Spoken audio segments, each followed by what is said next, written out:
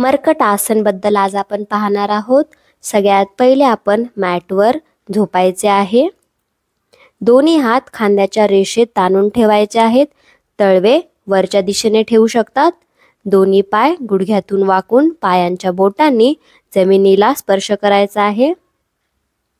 सगळ्यात पहिले श्वास घेत आपण उजवीकडे गुडघे वळवा आणि मान डावीकडे वळवायची आहे।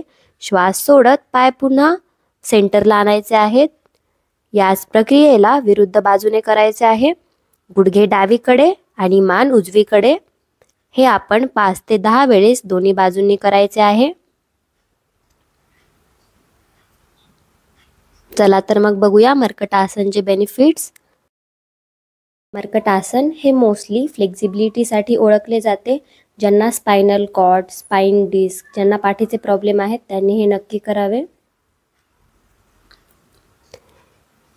मणक्याची लवचिकता वाढते। त्याचप्रमाणे ज्यांना पाठदुखी, कंबरदुखीचा प्रॉब्लेम आहे त्यांच्यासाठी पण हे उपयुक्त आहे। त्याचबरोबर आपलं डायजेशन सुधारतं। पोट आणि कमरेतील चरबी कमी होण्यास पण मदत होते। स्नायूंचा ताण कमी करतो। मन शांत ठेवते आणि आपल्याला झोपेचा प्रॉब्लेम असेल तो सुद्धा सुधारतो। आता पाहूया हे कोणी अवॉइड करायचे आहे।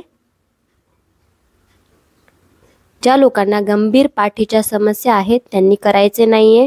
ज्यांचं नुकतेच ऑपरेशन झालं आहे त्यांनी पण करायचं नाहीये। बाकी सगळेजण करू शकतात।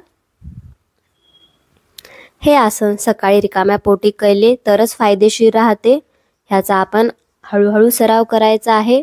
जोर जबरदस्ती करायची नाहीये। दररोज 5 ते 10 मिनिट करू शकता। हा व्हिडिओ तुम्हाला कसा वाटला मला नक्की सांगा। Thank you so much for watching.